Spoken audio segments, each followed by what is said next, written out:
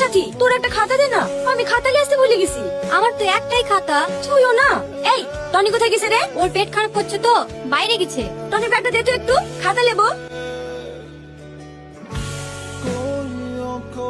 একটা কথা বলবো বলবো করে কিছুতেই তোকে বলতে পারিনি। আজ 5 বছর হয়ে গেল আমাদের সম্পর্ক।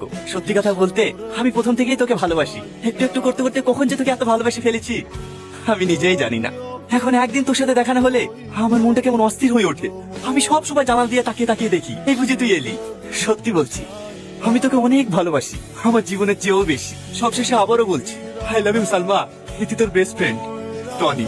এই কোথায় আছে রে ও? কেনে চিঠির উত্তর দিবি নাকি? হ্যাঁ দেবো। কোথায় আছে তাই বল।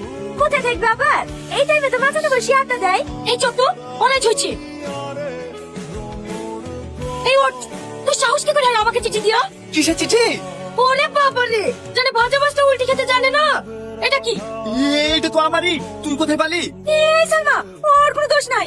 আমার কথাটা তো শোন। তুই চুপ কর। আমার ভালো জায়গায় বিয়ে হচ্ছে দেখে তুই হিংসায় জ্বলে পড়ে মরছিস না? ছোট লোকের বাচ্চা কোথা কর।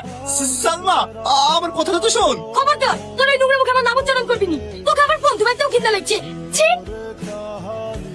সরি রে, আমার জন্য তোকে আজ এত অপমান সহ্য করতে হলো। আমি তোর ব্যাগ থেকে চিঠিটা লিখে সালমাকে দিয়েছিলাম। ভেবেছিলাম সালমা তোকে অনেক ভালোবাসে, কিন্তু না, আজ টাকার কাছে সালমার ভালোবাসা বিক্রি হয়ে গেছে। তুই পারলে আমাকে ক্ষমা করে দে। আরে না না, এত তোর কোনো দোষ নাই। ওকে সত্যি আমি অনেক ভালোবাসতাম, শুধু হারিয়ে ফেলার ভয়ে এই চিঠিটা দিতে পারিনি।